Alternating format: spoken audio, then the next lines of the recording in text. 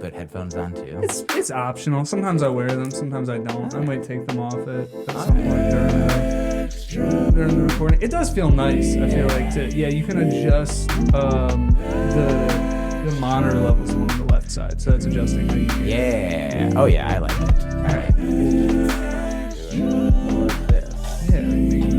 Making some iced tea here. So you don't drink coffee? You don't drink caffeine? I do not I have in my life probably drunk coffee a single-digit number of times. Most notably, in my memory, I went to Rome with a girlfriend in 2011 or 2010, and because of the jet lag, because of the time difference, I think I went maybe overnight, and then she's like, you gotta stay up all day, and we went into like a shop that had, and I got like some kind of latte with oat milk or something that I sweetened enough that, like, growing up, I enjoyed coffee ice cream, but I think that's because I like sugar. I never got into the taste of coffee proper, without any sweetening action, and I didn't feel the need for it. And most of the time, I am like naturally, my natural state is pretty probably, awake. Yeah, more than many people's caffeinated state. Sure. So I'll do it if I need to like drive super late at night. I'll do more likely, different kinds of like yerba mate tea that my girlfriend drinks that there's like super high levels, but there's also less of a crash with that. There's, so I drink caffeinated things out of necessity when need be, but not frequently. Yeah, it seems to me like oftentimes the people who are the most energized are the ones that drink the least caffeine. Yeah. Speaking of somebody that I'm on my third coffee of the day. and you got to keep up. Yeah, I mean, I work as a barista, so it ends up, develop a habit. But yeah, it was funny because I like to, try and give the guests a gift of, a coffee from the place where we are or something. And you did it. I did it. I thank you. A turmeric or turmeric ginger, depending how you like to say that word. It was exactly what I expected you to order. It was just, as soon as they were listening to teas and they said turmeric ginger, I was like, that's the one he's getting. Here's the thing, that it was close because the first of the three non-caffeinated tea options was cinnamon plum. Which I've never heard of before. That's 100%. I have never heard of it. So I almost ordered that out of, curiosity of what it would be like, because I like cinnamon and I like plum, but I am guaranteed, I know that I like both the flavor and the nutritional benefits of turmeric ginger. So I'd say that's one of old standard. One of my favorite teas. So what do you do to stay so energized? I think, honestly, it is, part of it is my genetic makeup, I'm sure. Part of it is my girlfriend and I, she read the full book, and I am still mid-reading Why We Sleep. And it's all about sleep hygiene. And we got these Oura rings to sort of detect our sleep levels and our energy levels. And that's been really helpful. During the lockdown, when the pandemic started, I learned that drinking, this isn't the first time I learned it, but I learned and applied the learning of how drinking water in certain quantities each day is healthful. So I feel like that's a thing that like everybody knows. Most people know that water is good to drink, and also most people don't drink as much water as would be, recommended by a doctor, an expert, their own, personal internal experience. Like when I drink water, like, because I just had the experience, it happens with food. So, you don't need enough food. You can get, they've even come up with a word for it. I don't know if you've heard this word, hangry. It's a combination of sort of a portmanteau. Yeah, it's not even sort of 100% of hungry and angry. I've come up with one for when you haven't had enough water. You get thirsty. It's irked in the middle of thirsty, and it's a little harder. I don't think it's going to catch on as much, but I'm working on it. You're working on it, yeah. But yeah, so I just had an experience where, my girlfriend and I, this is a joke I do sometimes, but the real experience is she'll notice like a slight tone in my voice shift that maybe nobody else would notice, and she'll be like, when is the last time that you have eaten? And I'll be like, it is not that. This is, and then I'll take a bite of something. I'll be like, it was that. Yeah, That was 100%. It was completely that, yeah. And then that happened with water one day as well. So, I mean, I think that, getting enough sleep, being hydrated, eating as healthily as I want to and can, those are the things that set me up to be, to fulfill my potential of energeticness. And I think I'm also, if the introvert extrovert paradigm, is to be trusted, which makes sense, like that. Yeah. Some people, if you're an introvert, it's not that you cannot socialize, but that sometimes socializing will drain your battery. Whereas for me, socializing amplifies my battery. Like when I go out and do stand up and when I hang out, like I went to, a party late, the other night at a time when I'd usually be settling in, 11 p.m., like watch something, read something, hang out with my girlfriend. But there was a party and I went and I was like, I just hung out for an hour and then I got home and my girlfriend she usually stays up later than me, can stay up later than me. I usually, crash by, 1 a.m., 2 a.m., and she sometimes stays up hours later. But this night at 2 a.m., she was like, I'm sleepy. And I was still, sparked from having been out socializing 2 hours earlier. So you get high off of people. I do. And I, even when I'm usually I wake up and I'm at home and my girlfriend's asleep and I'll do my morning things of meditating and then drinking water and reading and writing and then, getting into my email, which is then, interacting with people in an indirect way. But I do think that, starts the neurons, firing. You're like a dog. I don't need coffee. I just need water and interactions with humans. I am like a dog. You're 100%. You nailed it. So what were you like before? Because I've only known you obviously as an adult man who is a full comic. I'm trying to think. Your job is comedian, and you're yes. vegan. It's true. You're sober, or you don't drink. You do. Yes, I do not drink alcohol. I'm not an alcoholic that I know of. Right. I probably know it. Yeah. I think you know it in the sense that you've been able to give it up and you're fine. I think that shows that you're not an alcoholic. First, real quick thing, I just want to, as a joke idea, it's the thing that you said is really fun. Can you imagine asking a dog, where do you get your energy? Oh, yeah. Because... Wait, can I see it? Can you pull that out again can we pull that up to the camera? Hold it up. I don't know how that's well an I've seen Olympus digital recorder. That's what I use to record my ideas. So sorry to interrupt. No, please. Thoughtful question. Well, that's okay. Tangent, and then I'll get back to the question.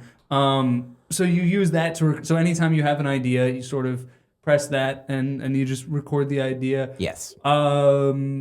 How long have you been doing that for, using that device? Yeah, so I started really doing comedy in 2002. I performed on a comedy stage for the first time in 1999 when I was 21, but I was mostly pursuing music at the time, so I hadn't written jokes. But between 1999 and 2002, I performed mostly at music open mics, but occasionally at this comedy club. And so that's when I kind of got the itch to start people laugh at some of the things I say. Let me start writing more things for people to laugh at that I say on purpose, hopefully. And so that's when I started writing in a notebook. And I would just write down jokes in a notebook. And then I think my original version of this was I had a cassette, like a Walkman that I could, type thing that I could record into. And I would record, before I had this, my sets on that. And then sometimes when I was driving... and I couldn't, safely take out the notebook, I would record it with my voice. This is pre-smartphone. And so eventually, I don't remember who recommended these recorders to me, but I'm not specifically brand loyal for a purpose other than like I had an Olympus one that I first got, and then I've guess every time they almost die, I'm like, well, time to get back to Mount Olympus. And so, yeah, so it started out of necessity to, not kill myself while driving and trying to write out an idea. But eventually, I heard a comedian say that they like not writing things down because they like it to come out of your mouth on stage, because it's a spoken art form. Yeah. And so writing it down, there's a necessary like translation or interpretation of the idea from the way that it would come out of your mouth to the way that it comes out on the page. And that really struck me. So that's when I started. I still have notebooks, but the notebook is the next step after the recorder. So the way it always works, I mean, one way, the main way that it works is like what just happened is I had a thought. I'm like, oh, I'm going to record this. Maybe it'll be a bit. And it goes into here. And yeah, so that's, I guess, to answer your question, probably 20 years ago, probably like 2005, give or take. Okay, so pretty early into you doing stand-up. Yes. Because I was going to say, I was like, it's interesting that, the phone has the voice memo app, and you could use that. But I does feel like there's something more efficient about that device. Because you just pick it up, press the button, speak, record, put it away. Where like with the phone, you got to open the app, and there's also, I mean, the danger with the phone in general is just how distracting it is. And it's like sometimes I open my phone to write in my notes or like record a voice memo. You see a message. You see a message, or just somehow you just open up Instagram. You're like, I had no intention of opening up Instagram. And then, that is, I mean, I'm lucky that that's like a benefit that I didn't specifically plan for, but I do like having the separate device. And here's one other perhaps counterintuitive bonus of using it is there is limited space on it. Like literally, I think, it could hold maybe 1,000 hours worth of stuff. And I have gotten to that at times. But that encourages me. It inspires me. It requires me to, if I want to put new stuff in it, I have to go through the stuff that's there and, get it out, and keep the churn, keep the flow going. So like, and for example, there's 4 different folders. 1 I use to record my sets, and then 3 I use to record ideas. I used to do different things for each one, but now it's just like some for my journal, some for a joke, some for miscellaneous. Now each of those 3 sections, I just fill them up. And then when I get to the next one, if they're all full, then I've got to I got to transcribe one set of 200 ideas into my notebook, or else I won't be able to record any more ideas. So I feel like it helps, it's some like artificially constructed external, but really internal accountability. Yeah. Like to be like, I mean, and now I still have like notebooks. I'm like backlogged I probably have like 9 to 12 notebooks that have been filled with ideas from this that I haven't then transferred to the next step, which is the file in the computer, which has, thousands of pages, hundreds of thousands of words. And, but I mean, the good news is I can still do comedy without doing all of these steps, but the great news is like when I do like transcribe one of these into my notebook or transcribe the notebook into the computer, at that point now I'm like dealing with stuff that I came up with, a few weeks ago to a few months ago to even like could be the past couple years, where I'm like, oh, right, that idea that I didn't start exploring. Meanwhile, I have, sets that I'm, ideas that I'm working on regularly, both like sort of, fully formed ideas for the next hour of comedy that I'll aim to, shape and tour and record, down to, the new little bits and, just snippets of ideas that I'm like, well, these are exciting for me now. But I mean, there's just a bounty of like the amount of things that I think and record and write and type is much larger than I ever will have time to go and try on stage. So I'm like, that used to be disheartening. I was like, but I want to, I want to have an infinite timeline where I can try everything and then I can see what is the best. But this means similar to like it used to be before Netflix and before streaming services, like my grandmother could watch every movie. Right. Yeah, that's so funny. Literally, like a new movie would come to her theater once a week or once a month, and you go and you see it. Then you saw all the movies that you could. Yeah. And now, like I remember the time in between when, like I was a big Buffy the Vampire Slayer fan. Yeah. Like I was watching it when it was on, and then this is so strange. In probably the 90s when I was in college, like before they even had the DVD sets of it, they had VHS collections, but those VHS collections weren't even full seasons. They had like 6 episodes, like 3 discs with 2 episodes each. And that was it. And I was like, well, okay, I've seen 6 out of 22 episodes of season 2 of Buffy. And then when the full DVD set started coming, I was like, oh my God, I can, because I'm a recovering completist, because I want to, in part, maximize like the best. I want to watch all the best shows. I want to take in all the best comedy and music, everything that I could love. And like at a certain point, the amount of stuff that's being added to YouTube and all the streaming services is like more. There's more being added than you can watch at a time, and there's even more that you would love than you can watch at a time. Right. So similarly, I'm like, well, I don't want to be down on myself. I don't want to beat myself up for not being able to either take in all the beautiful art that I want to or export from myself all the beautiful art that I want to. As long as I'm, exporting some beautiful art when I can and want to, Dianu. Right. Yeah, no, that's interesting. I feel like, dude, every time I ask you any question, I feel like I have like 18 follow-ups. Like your brain just works, I think, faster than most people's. And like because you did, when I opened for you in Vermont, you did something that I've never seen any other comic do, which is you did 2 separate hours over the weekend. And for any listener that's not super, this is for my grandparents now, I guess, when I'm talking to any listener that's not super familiar with comedy, or like how, a weekend of shows works, is basically, there's 4 or 5 shows, basically. Like sometimes there's Thursday, but it's probably gonna be 2 shows Friday, 2 shows Saturday, and you're gonna be doing an hour for each show. And what Myq did that was different than anyone I've ever seen is that he did the 7 p.m. show on Friday and the 7 p.m. show on Saturday, same set. And then the 9 p.m. show on Friday and Saturday, same set, but those were 2 different sets, like the 7 p.m. show and the 9 p.m. show. So basically, if you wanted to, you could stay for both shows and see, and I know some people that did, and you could see 2 separate hours of comedy. And I mean, it's just interesting because I feel like so many comics like struggle really to come up with an hour of material. And for you, like you're like, I'm gonna do 2 at once. And then even I relate definitely to the idea of being a completist, and where that's something I've struggled with a little bit. Sometimes I'll be like, oh, what show should I watch? And I'll be like, but I didn't even finish this one. Like I can't start a new one until I've finished this. And something that I think that, so after seeing the Bob Dylan movie recently, I was like, I'm going to go and listen to every single album in chronological order. And I mean, it's incredible. He's one of the greatest artists of all time. But what's his name? Never heard of him. Yeah. Robert Zimmerman. Yeah. Oh yeah, I know him. Yeah. I only go by. You only go by birth. Yeah.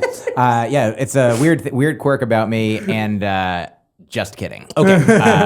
I go by whatever name you want to go by. You tell me your name, and that's your name to me. You've reminded me. I hope it's okay to say this.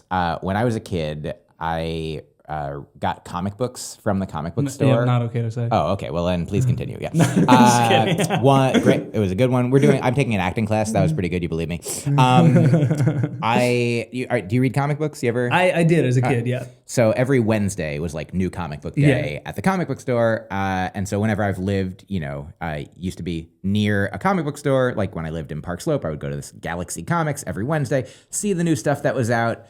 When I was a kid, I would buy single issues of comics. Now I mostly go to the library. It's, man, what a system. It's incredible. I used to spend so much money on comic books, on books, on things. As a kid, I had a babysitter that would when I was like 10, that would just take me to the library and I would just read comic books for hours. And I'm like, now that as an adult, I'm like, oh, that was probably like the best job ever for them. Like, because they just did not have to entertain me at all. They would, they could read or like do it. I guess we didn't have smartphones yet, so I was gonna say they'd be on their phone, but like they could do whatever they want. And I was just reading comics for hours. But continue. Even better in that era, like they could be reading what they wanted Sure, while you're reading what you want, as opposed to like I used to babysit and like, the kids would put on the TV and like then I'm watching what they're watching. Right. And I remember now I gotta watch Barney or whatever these kids want. It was funny because there were things that like I wanted to watch. Like I think we'd watch Looney Tunes and like Inspector Gadget would come on after and like I wanted to watch Inspector Gadget because I'm like a 13-year-old kid babysitting a 9-year-old kid. But the kids that I was sitting like didn't care about Inspector Gadget. But I'd be like, I'd try to be like, I think it's probably more Looney Tunes. Let's just see what happens. And he's like, it's Inspector Gadget. I'm like, I think it's just a commercial for Inspector Gadget. He's just trying to gaslight these kids. These days, I no longer, look, I'll tell you when as a child, I've learned I wouldn't like that. But here's what I would do. I would get a stack of comics as a kid every Wednesday, and I would put them in order of the order that I thought I would enjoy them from least to most. I'm like, obviously I'm buying only things that I want to read, but like some of them were things that I thought I was like supposed to like, like the X-Men. I wasn't super into the X-Men when I was a kid, but it seemed like that was the cool thing to read of comic books, such a weird, subcategory. Right. It's cool to read the X-Men while you're reading things. It's cool to read. Hold on. And so I was like, okay, let me get through. It was sort of like, eat your vegetables first and then you can have your dessert. Yeah. And so by the time I get to the end, I'm like, oh man, this is great. And then I would like reorder them based on my actual enjoyment. And then I would read them again in that order of least to most enjoyable. Today, I have I now understand that I'll die. Like, as a child, I had not reckoned with mortality in a way. And also just real quick, I know this is being recorded, but I don't know exactly what time code this is. Yeah. So just to be clear, when I was a kid, I put comic books in a certain order, and as an adult, I've learned that I'll die. So I now read the ones I want to read most first. Dessert first. That's so fun. Okay, so but then what was the dessert comics? So if X-Men sort of like that's the vegetables. What's the dessert? I loved Amazing Spider-Man. Probably big Spider-Man guy. At the time, it was Eric Larson was one of the creators, and he would. In the 90s, I don't know how much comic book history you're aware of, but do you know about Image Comics? I don't think I do. So like, when I was growing up, Marvel and DC were like the big two, like the Coke and Pepsi. Like there's other sodas, but like they're the Coke and Pepsi. That's a good analogy. And then there was like Dark Horse was I know Dark Horse, independent. That's Hellboy, right? Hellboy was in Dark Horse, and like they had a lot of good stuff, but they were much smaller. So they were like the RC Cola or something, or Dr. Pepper, and then. The thing about Marvel and DC was that if you worked for them, you didn't own anything you created. You create a comic character for them, they own it. Yeah. And so Image they started in the early 90s, and it was like big creators from Marvel, like big artists, big writers, that then they're like, we're going to start, it's a creator-owned company. So you work for Image publishes it, but you own whatever you create. So like Spawn, you've probably heard of. Yeah, I know Spawn. Todd McFarlane created Spawn, and that was one of the first Image comics. Eric Larson, who had done Spider-Man, Todd McFarlane had also done Spider-Man. Eric Larson created a character called the Savage Dragon, and that started in like probably 1993. And literally, I have read every issue of that. Is one that I've read consistently from then through now. That's the only comic book that I've read every single issue of. I mean, obviously there might be like limited series, but that's been ongoing and it's still ongoing. That was one of my favorites. But this is all to say, now, like I think that mindset is better. Like for me to be like, okay, who knows what's going to happen tomorrow? Who knows what's going to happen the next minute? Right. Like why, especially when it's entertainment for myself and joy and enjoyment for myself. Like, why? I mean, if you want to, have procrastinate or put things off and be like, ooh, it'll feel so much better if I get to do it later. Absolutely, go for it. Yeah. Go for it. Whatever your kink is, have a great time. For me, edging comic books.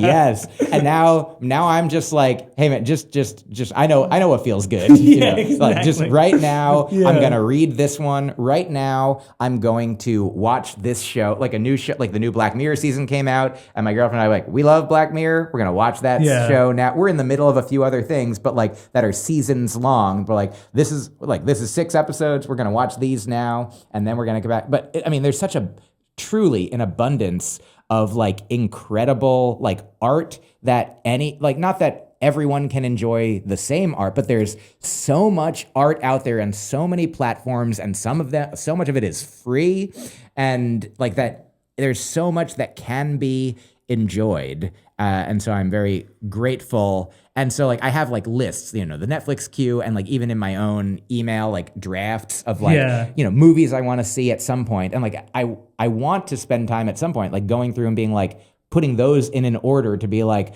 hey, I really want to see, I don't know, like My Old Ass, I haven't seen that movie yet, and I hear great things. I've heard good things. But like there's so many, we live in such a time like compared to my grandmother being like, I'm going to watch the movie. Compared to her old ass.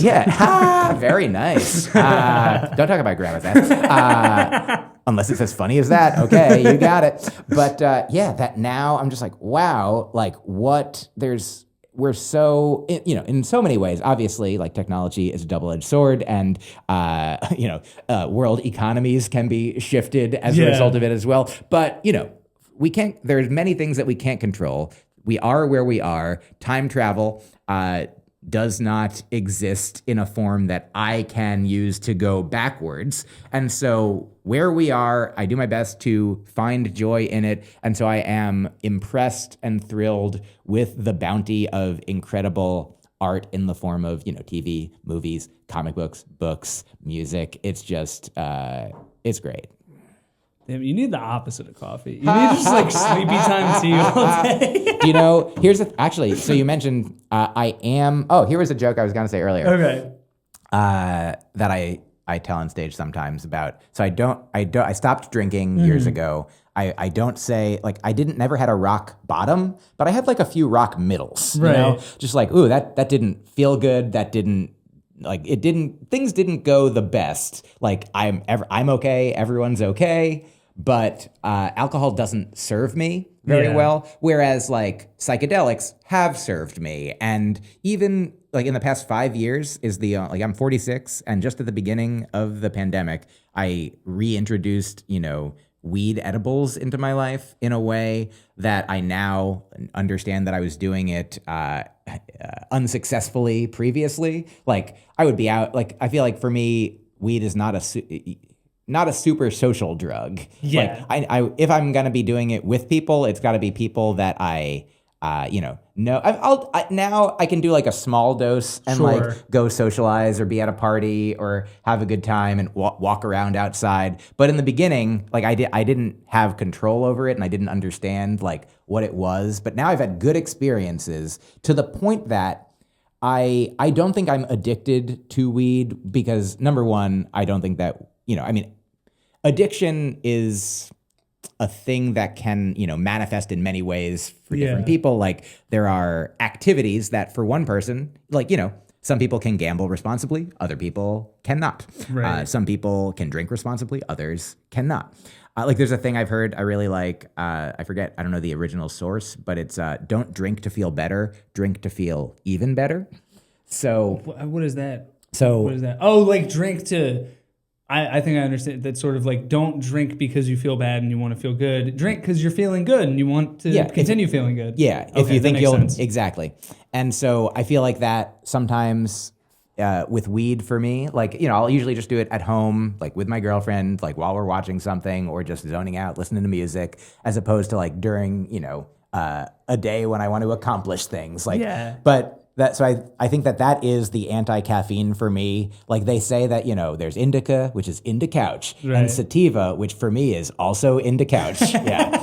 That's funny. Is that a bit? A little bit, yeah. Like the way I never said it like that, but I will now. I'll tell you the way that I do say it though.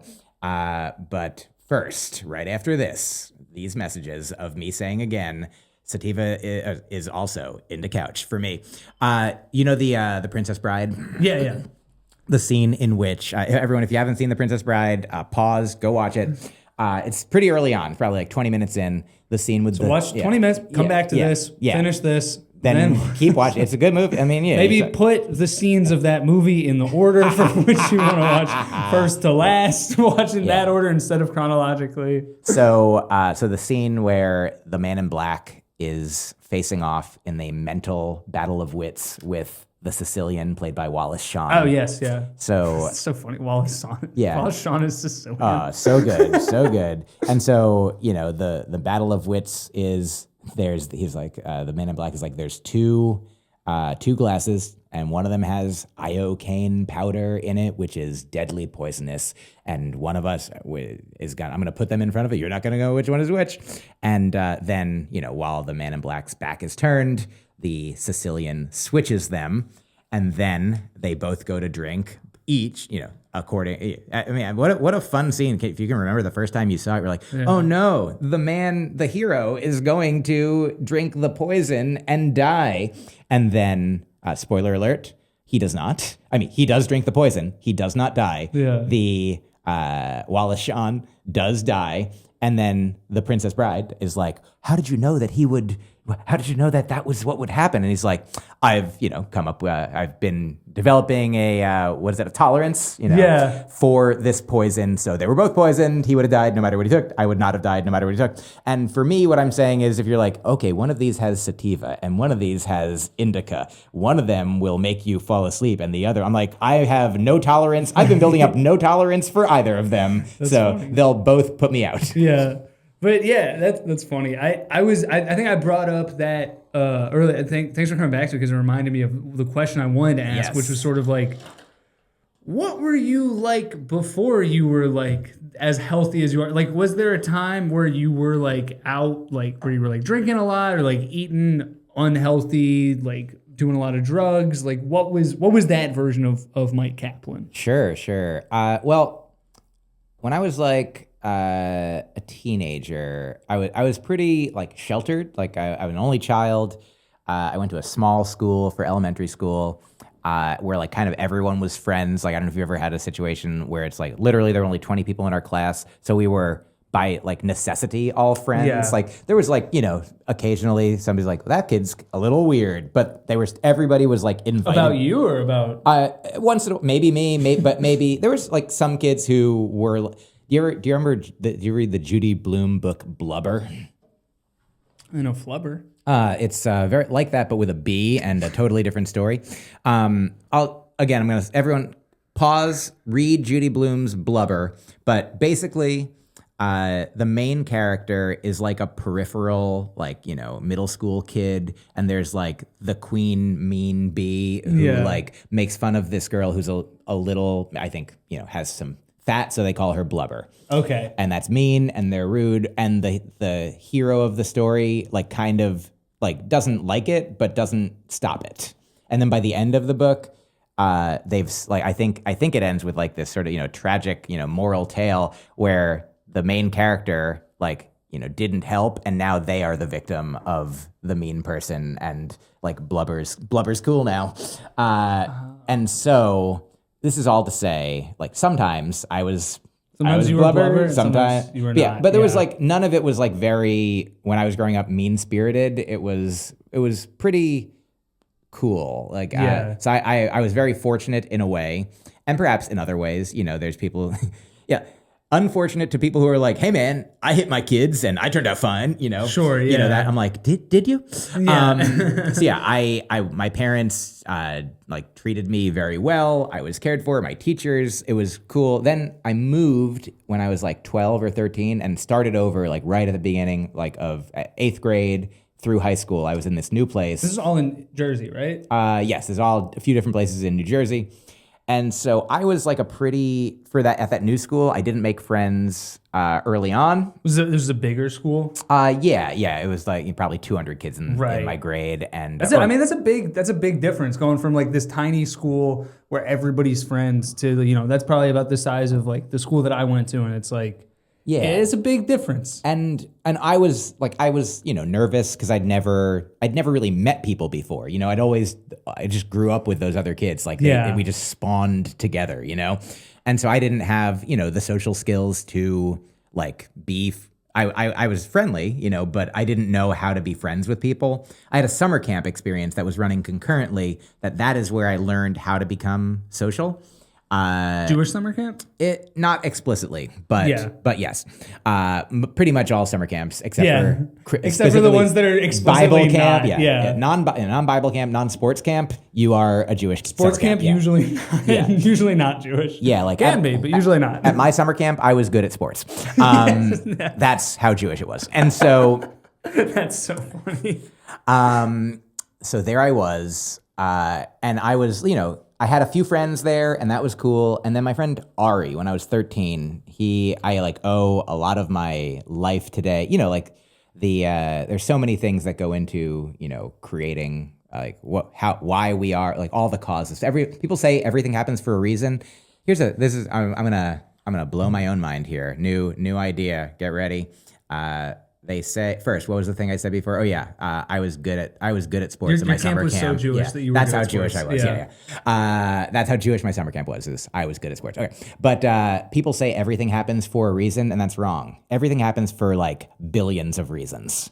Why am I here today? Because you and I met in Vermont that time, or whenever we met before that, and when your parents met, and the Big Bang, so, and a lot of things in between.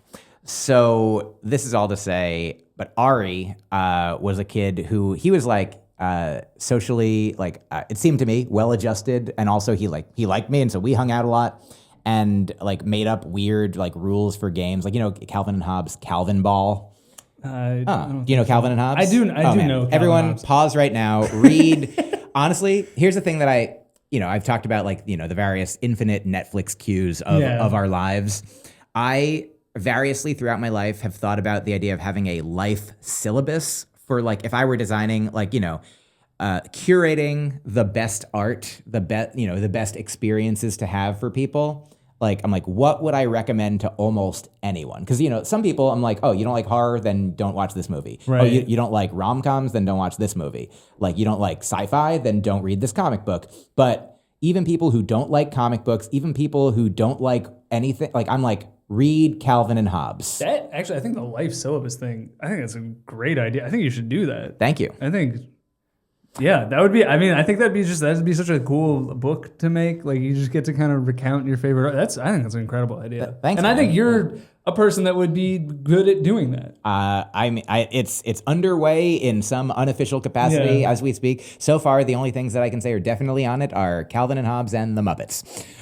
Two good choices. Cross all ages and various demographics. So this is all to say. Ari invited me into his friend group. There were these other kids that were really nice. He was a camp friend. He was a camp friend, yeah. And I started hanging out with them. And then, I still have some of my best friends to this day, 30 years later, more than 30 years later, are still some of my best friends from those, mid-teenage years. And it taught me, because my parents had loved me, but I'm like, they're supposed to, And I know a lot of people out there have parents who weren't loving to them and didn't treat them kindly and you didn't have enough love and shelter and clothing and care. And I'm sorry, and I hope you find those things, but your parents were bad. No. If that is the case, that does mean that they were objectively not doing a good job. But yeah, my parents were good. Yeah. But I'm like, that's but they're quote unquote supposed to. Sure. But I'm like, these kids were it seemed like my original elementary school kids, they didn't have an obligation to be nice, but that they also just seemed like part of the scene, the water that I was swimming in. Yeah. This is finally, I'm out of that, and I'm like, oh wow, there's new people, different people. I'm like, oh, I found new people who are also creative and funny and compassionate and like just loving people. And so I learned that such people existed, could exist, how I could be more like that, and how I could learn from them, and then aim to find my people where they were in the world. And then like comedy became my summer camp, in adulthood. That's a great way of describing it. It really is like adult summer camp in so many ways. Because I also think that, and I think I had kind of a similar experience where like I mean, it was at a younger age that I moved from like my small private school with like 20 people in my class to like we didn't even move. It was just like changing from private to public school, and to where like then going to a public school with like 200 people. And you notice like I think a big difference between those is like 20 people in your class, there's not really cliques. There's not enough. And I was also at a young age where that doesn't really exist yet. Yeah. But then like 200 people, like even at the youngest, like there's just gonna be different friend groups. Oh yeah, literally there's a thing I think is called Dunbar's number, and it's 150, which is the size that most tribes used to be.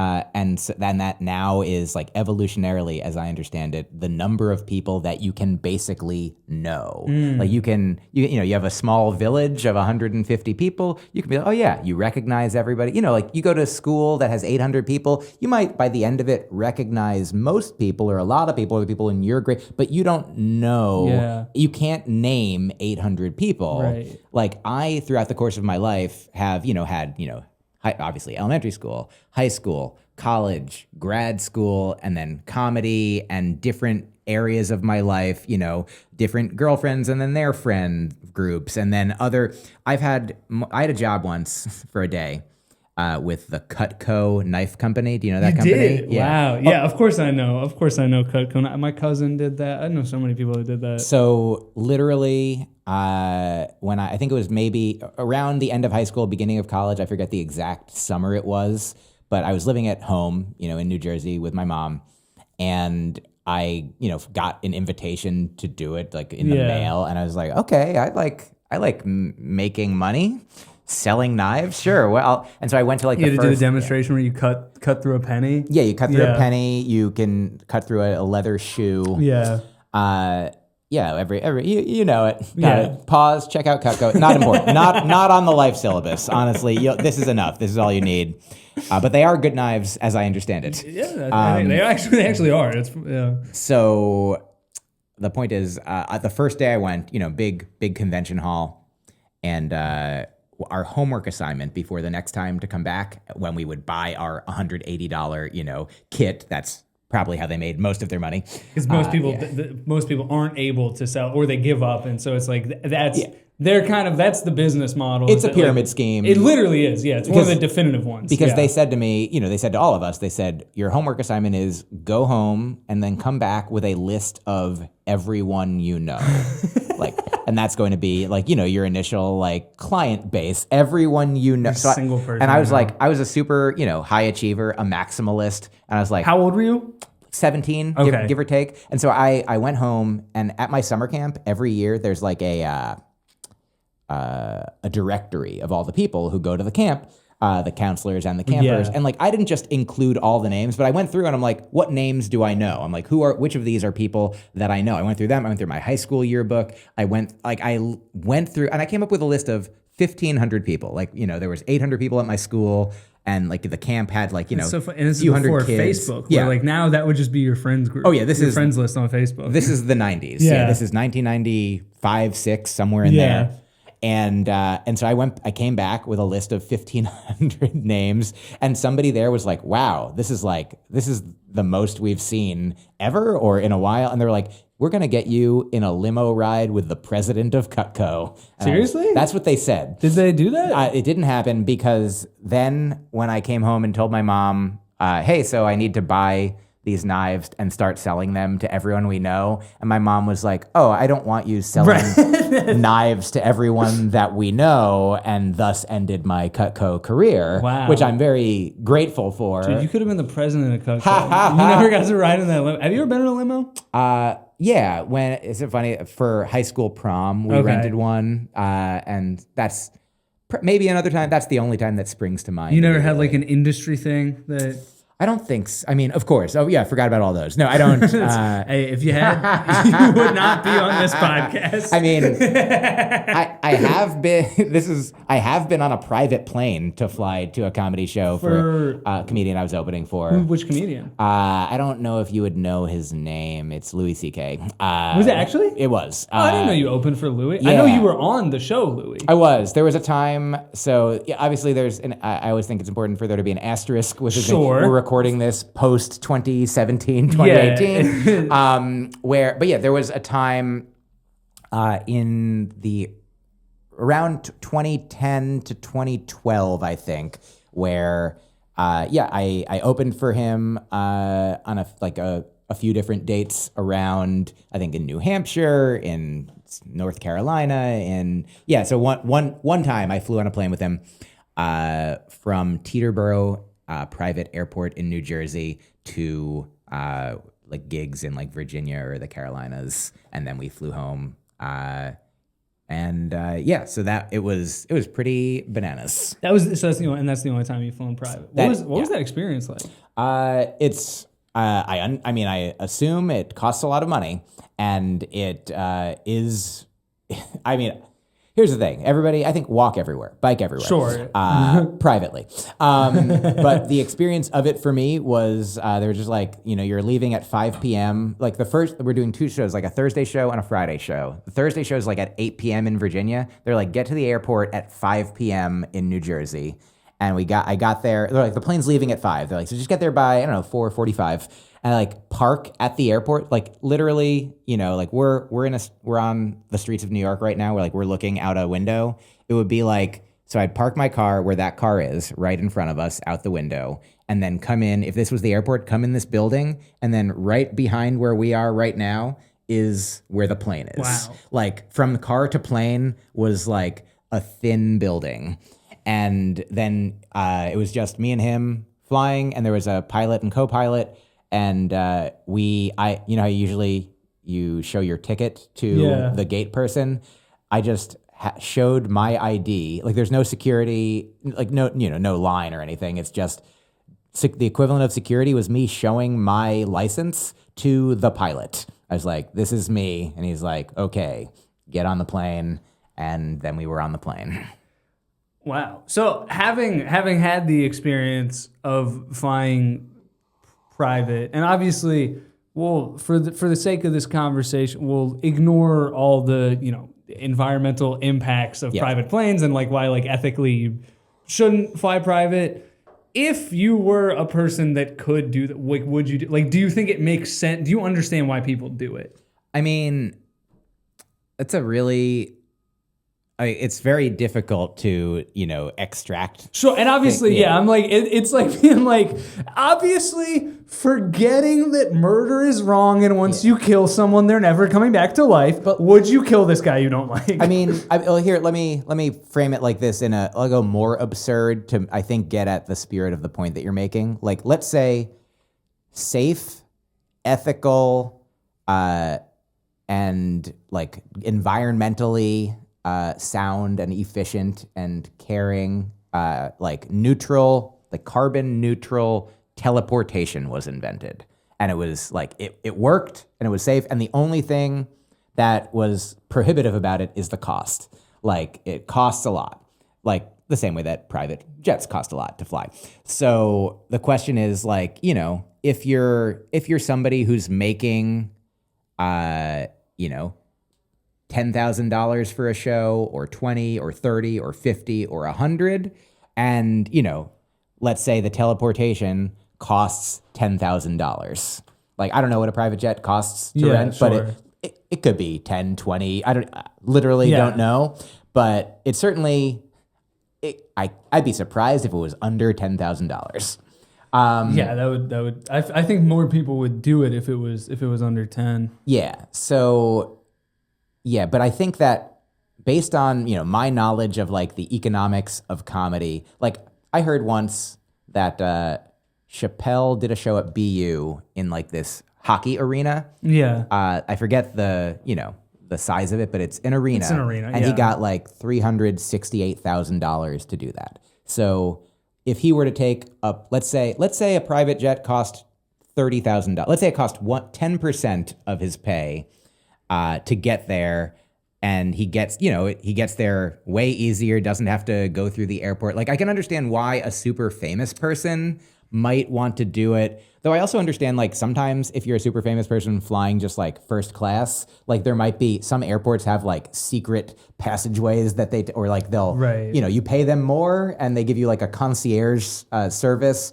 But where I'm at now, I'm not there, it's hard for me to, like, my equivalent is like, hey, I'm making $25 for a spot. I can either walk home, or pay $3 for the subway home, or, if it's like super downpour and the subway's like, I'd have to walk 20 minutes to the subway. Do I want to take an Uber home for $50? Yeah, I mean, certainly double what you're getting paid. Yeah, I almost would. I would very rarely want to spend more on travel than I'm making. We've all done it though. It happens. Yeah. But I mean, and usually, like, I live in Manhattan now, and I'm like, it's maybe a 45-minute up to the Upper West Side. It's like a half hour to the Village. I walked here from Chelsea where I live, and it took like 45 minutes. Like, especially when it's a nice day, like the cost of the subway isn't even, because like the subway would get me here in a half hour and I got here in 45 minutes. And the $3 that I'm saving is, I'm happy, like those can add up. Like living here compared to like when I lived in Brooklyn, I spend a lot more on travel than I do living in the city when I can walk. When I live in Manhattan, I can walk almost anywhere in Manhattan. And it's both, healthy and, good for my body, good for my mind. And I, don't have to expend money and participate in that aspect of the system. So I like to think, I'm at a point where, when I fly, there have been times when I've flown enough that I got, if I flown over 100,000 miles in a year, you have like, platinum status or diamond status. And, then you might get bumped up to first class when you fly because you do it so much. So you've had that happen? I've had that happen, but I have never purchased a first class ticket, even though I feel like that's like the equivalent of this for me, for real. Yeah. Is like, hey, a flight that I'm taking to Detroit next month costs like $300-400. And they're like, or you can go first class for like $900 or $1,000. And I'm like, to have an experience for 2 hours and spend $500 or $600 on 2 hours, like that doesn't make sense to me. I feel like it only makes sense as like a big upgrade if you're like flying international. Yeah, if it's gonna be, like 10 hours. Yeah, certainly a double-digit number of hours, that could be very valuable. Yeah. No, that's interesting. I didn't realize that. Okay, so I have a couple more questions that I want to ask. I think, and then I want to get back to the tangent of like Myq, like Myq Kaplan. Oh yeah, I'm still in the middle of that for sure. It's so funny. I was like, so what was there a time when you were like not? Well, let me start. I was born in New Jersey. So let's get back there now. Yeah, let's get back there, and then I have a couple fame-related questions I want to close with. Of course. So, when I was a teenager, I would say that I was not as active as I am now. I move my body a lot more now. Like I walk a lot more now. Remember the presidential fitness test? Yeah. So you're bad at that? I was at almost all the sit and reach I could do.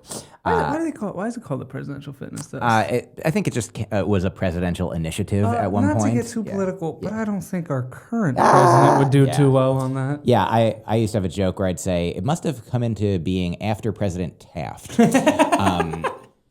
So the point is, though I learned he actually only became heavy when he was president because he didn't really want to do it and it was stressful. And beforehand, he was not as large as he was while he was in office. And afterwards, he was less large as well. The president stressed him out. That's interesting. Anyway, but me, not great at it. I could to run the mile. I couldn't run the whole time. Like I had to stop and walk. I got winded. I heard I was like, okay, I'm going to try to get better at walking. But better at running. And then we had a health teacher or a gym teacher in a health class tell us if you like the first 20 minutes of aerobic exercise, that's like you're just warming up. And then the next 20 minutes, that's when you're like burning calories and having the effects. And I was like, the second 20 minutes, I was like, I can't even run I can't run 16 minutes. Yeah. And so I then gave up. And so I would say that I was like, I wasn't eating super healthy at the time. Like I wasn't yet vegetarian or vegan. I'd become vegetarian in college and vegan a little bit after. But when I was a teenager, like my parents had just gotten divorced. My mom would sometimes go out on dates, and like on the weekend, I would stay home and she would just give me $20. I'd get like a Domino's pizza, and I would eat. Like it would come like the small, which was called medium, would come. They had no size, but they had medium, large, and extra large. I was like, oh, hey, I have a question. It would be 8 slices, and that would be like usually more than I'd recommend one person eat. But what I would eat was immediately eat like 5 slices and then be like, well, 3 is hardly even a meal, so I'll eat those 2 as well. Like even if I could just have only eaten 4 and then saved 4, but I didn't. So I do think that I have been like, I don't think that I am diagnosable with OCD, but I do think it is a spectrum. It definitely, I think there are a few things you've mentioned in this conversation that I think, and this is in my non-professional opinion, that'd be like, it wouldn't surprise me if you were. Yeah. And I think that the fact is that so actually it was just my girlfriend just learned this about me like last week, that like so here's like a very specific thing that could be. Here's the thing: if you have OCD, I bet I don't mean to appropriate your terminology. I just do. My understanding from being a psychology major is that there are certain conditions and disorders that, it's not an on-off switch. It's not all or nothing. It's like, hey, here are these 9 symptoms. If you have 5 of them, then if the diagnosis fits you, then you've got it. Yeah. If you've got 4, maybe you do still also. But if you got, 7, 8, 9, then it makes sense. If it's interfering, like for the most part, these things have not interfered with my life, and even helped me, in some ways, like the meticulous order with which I keep my, my records of jokes is something that serves me in my career and helps me in my life. This is the thing that almost gets, perhaps further along the disordered spectrum is, and this is the thing I was telling my girlfriend, I like wrote this piece about it last week, that when I walk outside, like when I walk on the sidewalk, if I step my left foot on, a groove between 2 sidewalk pieces, I will want to step my right foot on the next one in the same spot. Like if I step on the middle of my foot, I want to step on the middle of the other foot. Front of the foot, front of the other foot. And this is a thing that I don't have to do. Like I don't think that anything horrible will happen. There's only, like, they say you're not punished for your anger, you're punished by your anger. Like I'm not, I know some people with OCD are concerned, like if I don't do these things, then something bad will happen. I don't think anything bad will happen as a result of me not doing these things. But when I don't do these things, I, for at least a little while, have a weird feeling of like, I wish, like, I don't know. There are people out there I know who have had similar experiences where, like, if I touch this, I just touched my left shoulder. Yeah, touch your right one too. I want to. Yeah. And it feels even. It feels better. It feels symmetrical. If I didn't do it, like, here, I'll not do it. And I can, it's uncomfortable. You're not going to be thinking about it the rest of the podcast? I might. You're not going to, as soon as you walk out the door, you're going to. I might. But it does. Yeah. I mean, that's with there is something about like the natural, like, so wanting to create symmetry in life. Yeah. Sure. And here's the thing. We never can because, it's impossible. Our heart's not even. Right. Yeah. Our heart's not. Directly it's center. Like the liver is on one side, the appendix. Like there's. Wow, that's so interesting. This was coming up because I was writing a piece about Mitch Hedberg's joke. He says, I don't wear a watch because I want my arms to weigh the same. That's and I was good. Like, so that's what inspired me to think about it. And then I shared that and somebody wrote back to me and they're like, I actually just researched, did you know that because the muscle mass in our arms is different based on your dominant side and non-dominant side? He's like, none of our arms weigh the same. It would be... Well, I wonder, and that's why you're supposed to wear your watch on your non-dominant arm. Like so it actually does. Left. So Mitch didn't know. Yeah, wearing a watch on the non-dominant side would actually make them closer to weighing the same. But And I have seen escalators that are out of order. If they're like missing the step, yeah. There's ways. They're on fire. Yeah. Great. Taking them down. He's had it too good for too long. So this is all to say, before I was vegan, didn't eat healthily. I would eat, a whole pizza. Sometimes I would get like a whole like Hero from Blimpies and like a McDonald's something just because, oh wow, they're both on sale today. So I'll get two things that are on sale and then feel bad in my stomach. Yeah. So like I think that, some of it's a mental thing, and like some of it is this weird, completist mentality where I'm like, if I buy something, I want to use it, I don't want to waste it. But also, I want to try all the things. Mm-hmm. Oh no, that's too many. And, I think these are things that varying people, like many people have to address to some degree, but if it becomes, too much of the focus of a time. Anyway, this is all to say, I started running eventually in college. My mom had a membership to a gym that was at like a nearby Hilton Health Center, like a fitness center in a Hilton. That was like the gym that she belonged to, and I went there as a guest, like when I was home from college. And I started walking on a treadmill. I've been walking on treadmill.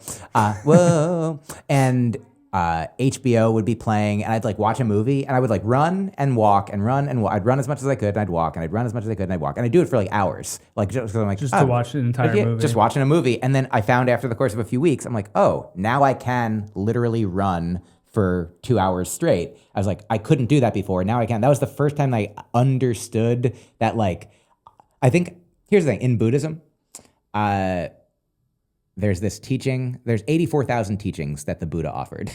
And somebody once asked, I think it was Suzuki Roshi, this Buddhist teacher. The car? No, the man. Shunryu Suzuki. But yeah, still not the car. Not a motorcycle. No. Not the violin teaching method. Closer to that. But Suzuki Roshi was asked, can you sum up all of the Buddhist teachings like in a much more condensed way? 84,000, that's a lot. And he said, everything changes.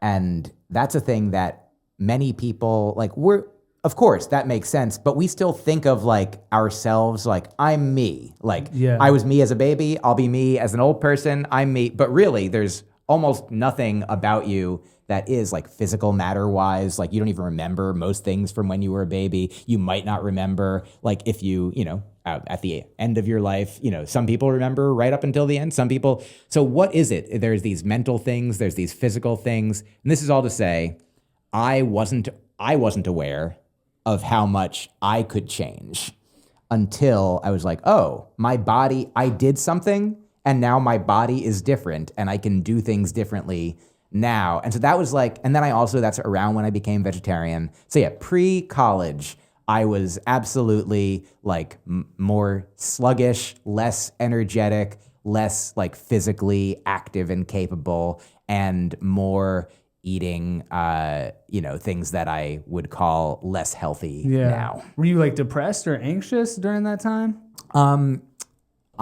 So back to when I started at the new school, like I don't think I have clinical depression. Yeah. I think I run towards anxiety more than depression. They say like, perhaps this is oversimplifying it, but like if you're, you might be thinking too much about the past. If you're, wallowing in the past, like that's more akin to depression. If you're, freaked out about the future, that's more on the anxiety spectrum. So that's why, trying to be in the present and centered, is the way to not feel either of them too much.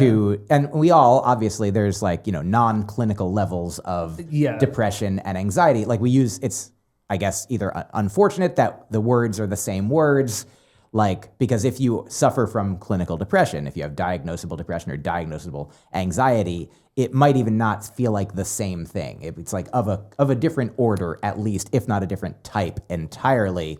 And so I never had those things. I did have like sadness, like when I was starting at the new school and I didn't have friends around, and even when I had my friends at summer camp, it was like that was like the Wizard of Oz in color, and then I'd come back in 10 months of just black and white, and I was just like and I would keep in touch with them. But yeah, I was kind of just like keeping my head down. Here's the thing. I wonder if I've told you this.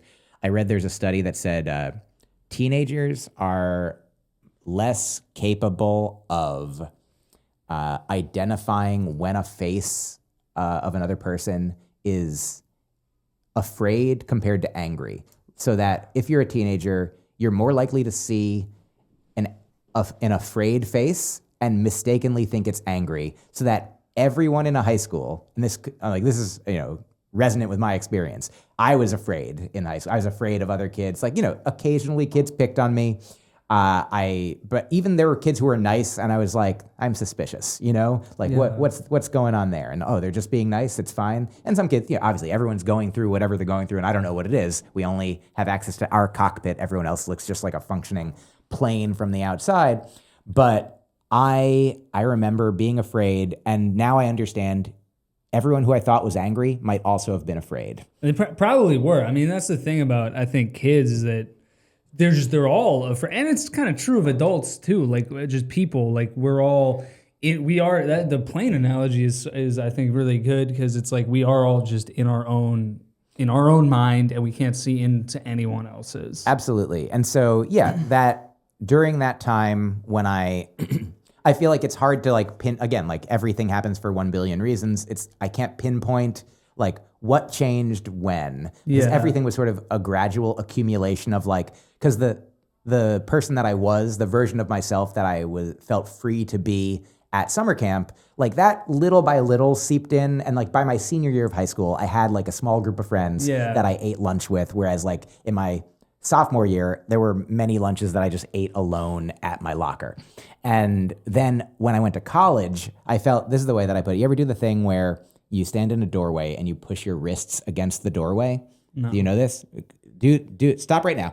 No, keep listening. So you keep listening and do this. Stand in a doorway. Oh yeah, you can do this while you're listening. It's not a spoiler. You stand in a doorway and you push your wrists against it for 1 minute. Just literally push them. Don't hurt yourself, but push them as where there's resistance for a minute. And then after a minute, step out of the doorway and your arms will just start floating upward. Uncontrolled. You can make them not, but you'll feel your arms' desire to keep heading in the direction that you've been pushing them.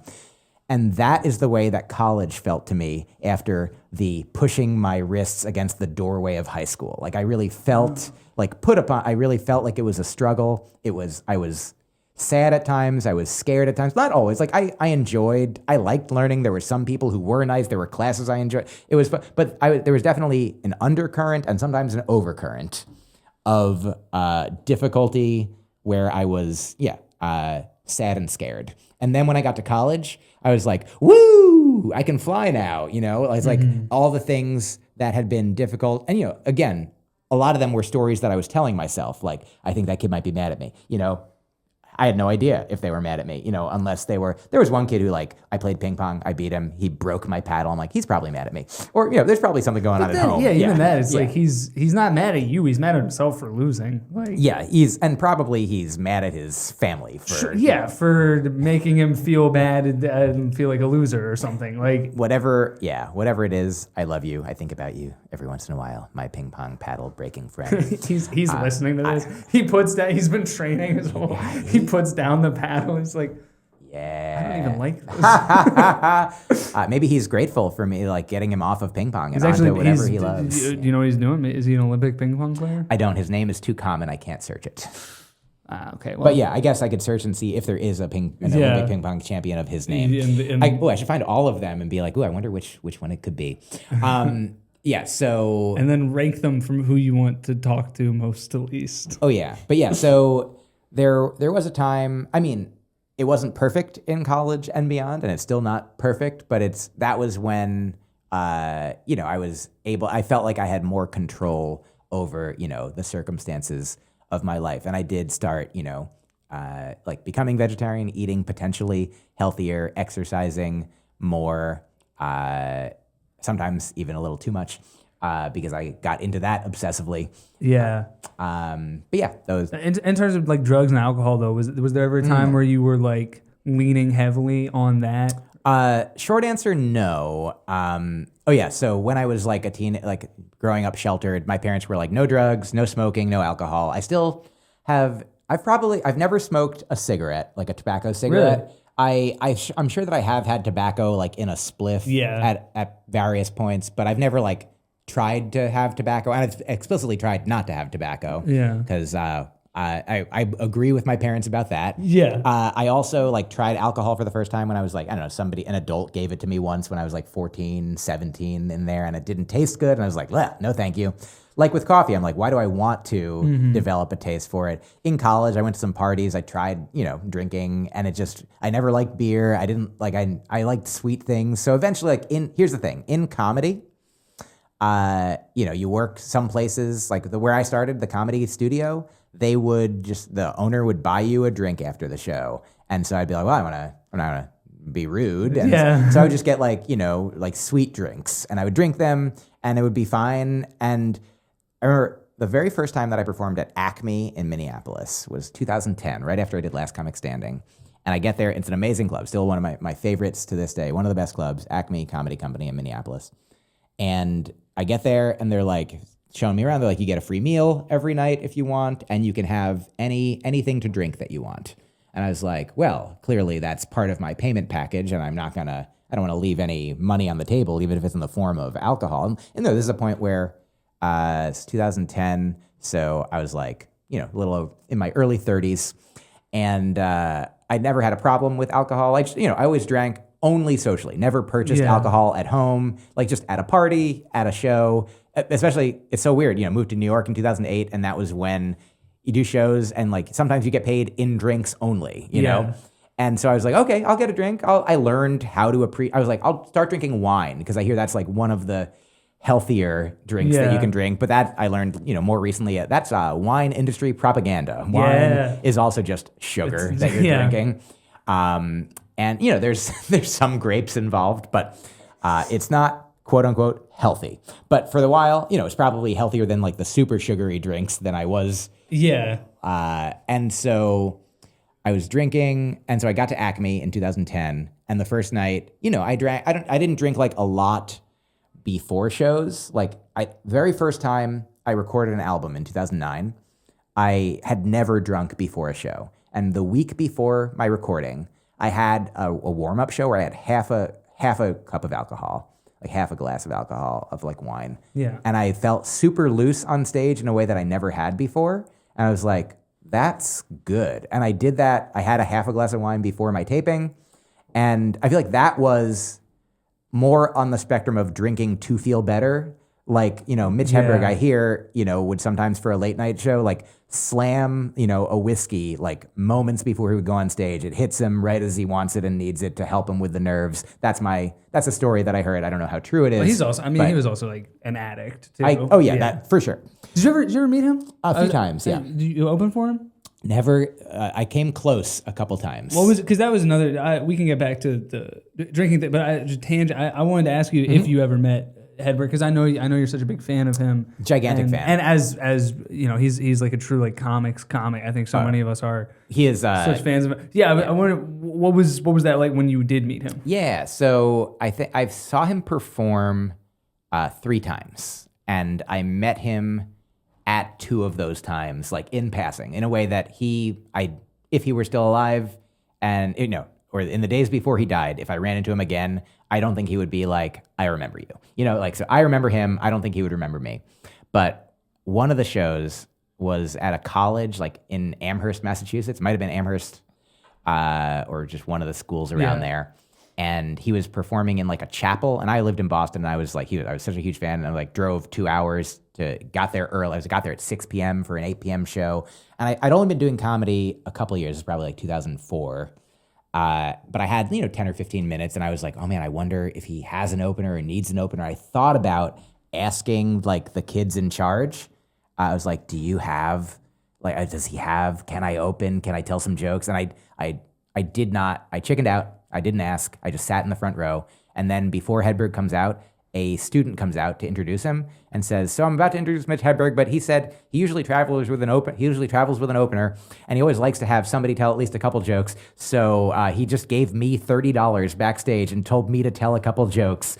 Oh my God! So you could have opened for him.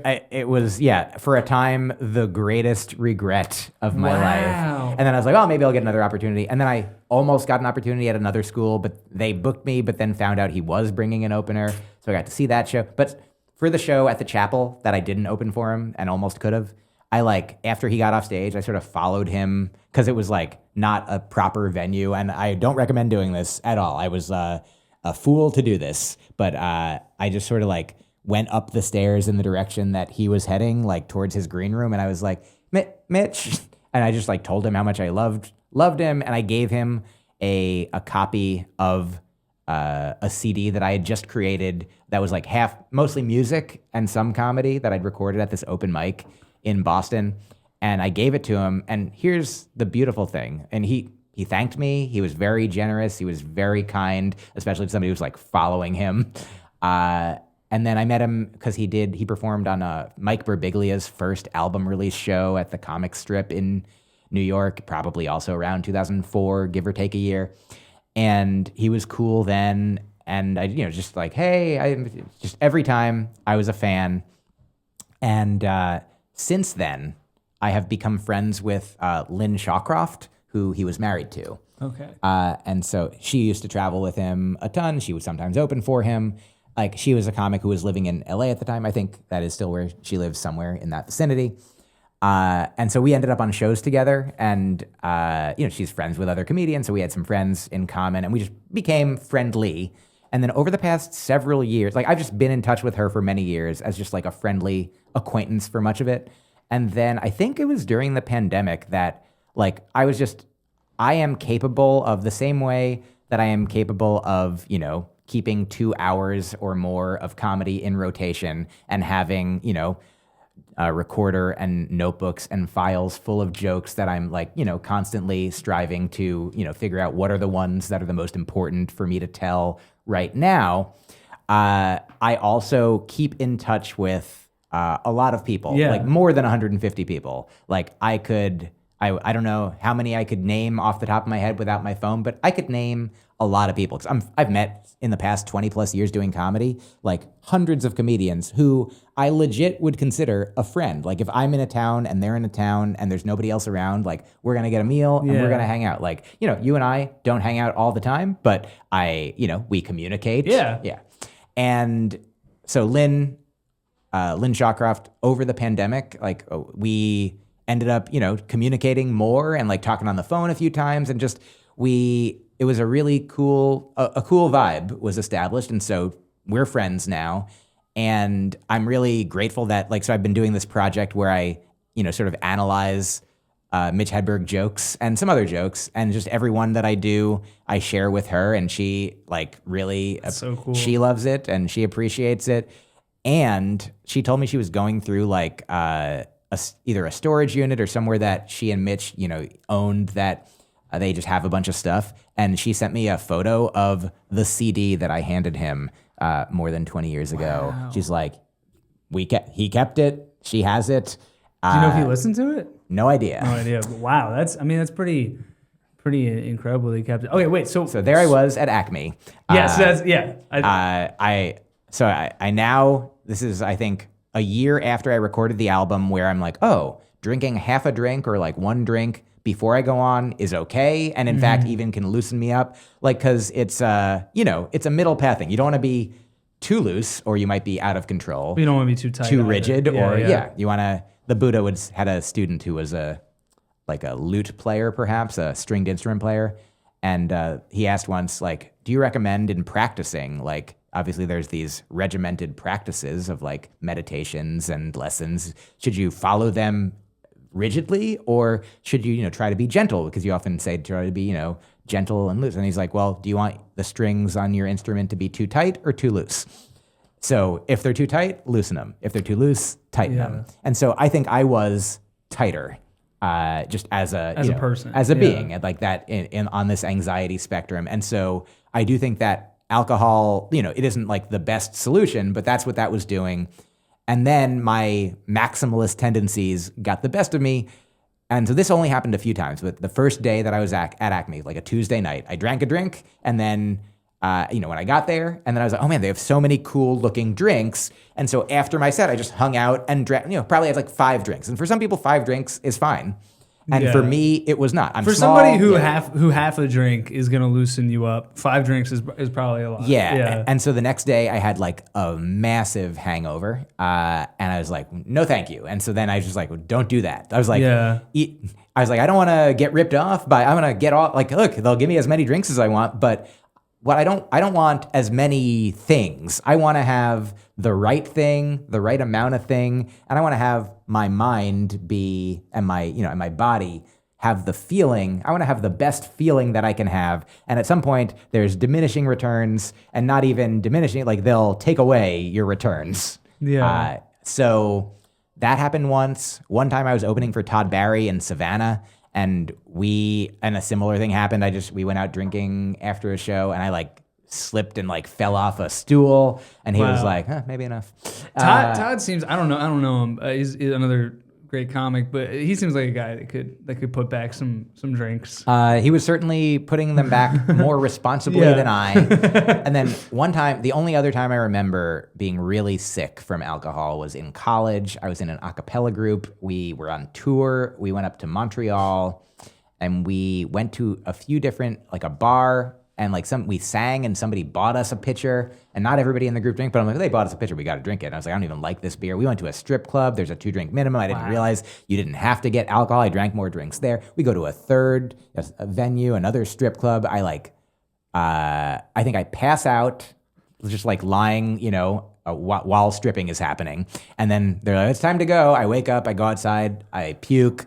And the next day have the other worst hangover. Those are like the 3 worst hangovers that every once in a while, I'm like, I don't have to do that anymore. I haven't been drinking since before the pandemic. I don't remember exactly when I stopped. And it's not to say that I couldn't have like a little champagne or a glass of wine, but it's just, again, don't need it, don't care. A weed edible here and there is good. A psychedelic experience that is curated appropriately with the proper set and setting is something that I appreciate. But I didn't smoke pot till I was 25. Really? And I didn't really like it. So drugs, the closest I have come to, it's kind of helpful that like doing ayahuasca ceremonies, if you're addicted to them, you can't do that many of them. Right. You've done ayahuasca? Numerous times. I don't think we have enough time to get into those stories. We absolutely don't. I'll come back. We'll do another one just for that. Okay, fame question. I was gonna ask. So obviously, got to get to the title question. But what is the closest you've ever been to fame? Because obviously, and I thought of this when you were talking about opening for Louie, who obviously at one point in time, kind of around the time that you were opening for him, was, if not the biggest comedian in the world, one of the biggest. And so what was the time where you say you were in either you yourself were the closest to being really famous, or were in a situation where you were surrounded by fame? Yeah, I mean, I think certainly shortest answer, that flying on a private plane with one of the biggest comedians in the world to open for him, that was absolutely one of the top times that I had, top fames right there. Another time, I was actually speaking to Todd Barry at Todd Barry's birthday party, and it was like a joint party. I think it was his and Tig and Lake Bell, who's an actor, who I think might have been dating Nick Kroll at the time. And then so there was, a lot of... Those are some famous folks. A lot of people that I recognized at the party. And so I was with a friend, and I was like, glad we're together, because I'm like, this is, above my level. Yeah. It felt like, at this point I'm like, we're all humans, we're all human beings. Everyone has, like, some people have different weird experiences, but this was like a profound kind of like surreal thing where my friend and I were talking with Ira Glass and Malcolm Gladwell. Wow. And they were having this conversation, like, we're all in this conversation, and one of them says basically the same question. They're like, hey, like, let's all share, like, what's the most, like, you've been around fame? like, who's the most famous person? I don't know. And I was kind of like, right now? Yeah, right now talking to Ira Glass and they were like, Malcolm Gladwell. come on, guys.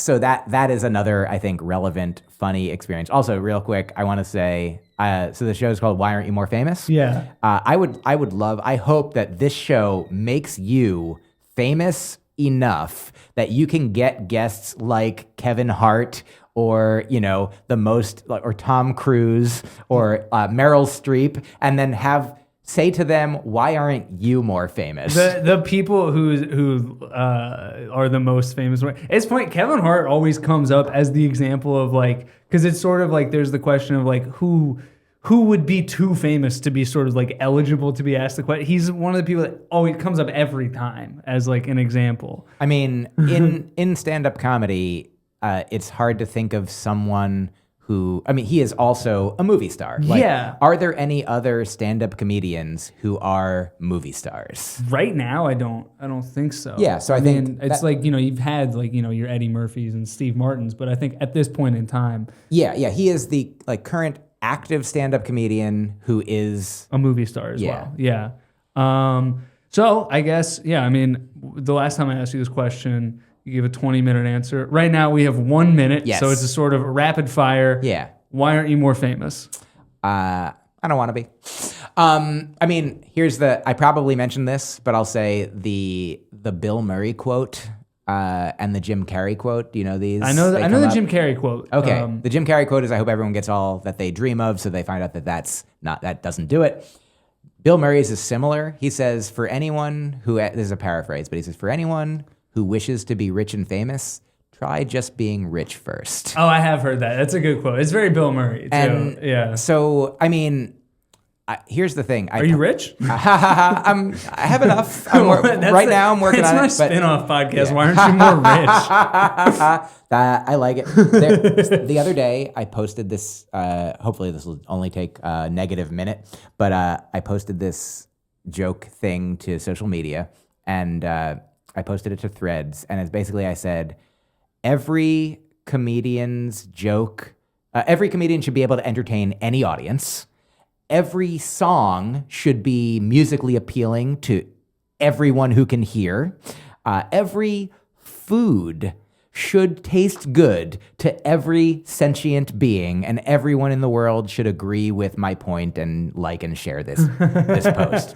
And so you understand what I'm saying. Yeah. And somebody wrote back and didn't understand. It's so funny. And they responded as if I was saying it literally. And they were like, no, I think that you should focus on yourself and not try to be appealing to everyone. And I'm like, yeah, I think that my flavor is, an interesting flavor, and it is not. And here's the thing. I think the best comedians are comedians who are uniquely themselves and are creating art that only they can create in their shape and their structure and their manner. Like, no one is Maria Bamford except for her. No one is Reggie Watts except for him.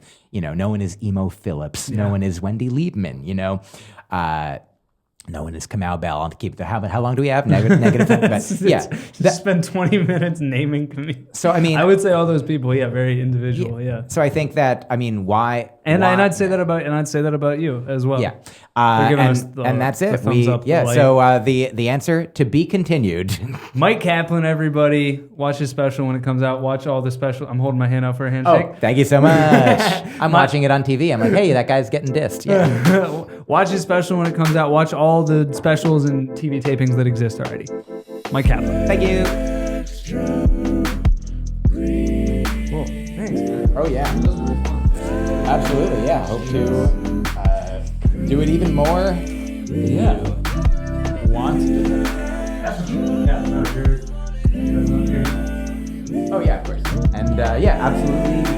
We'll do infinite part series on ayahuasca. Yeah, I want to hear more. Of course. What are you up to the rest of the day? Just going home, getting some things done. Yeah. Oh, sure. Well, I'm gonna start walking that way. Yeah. Which way do you go?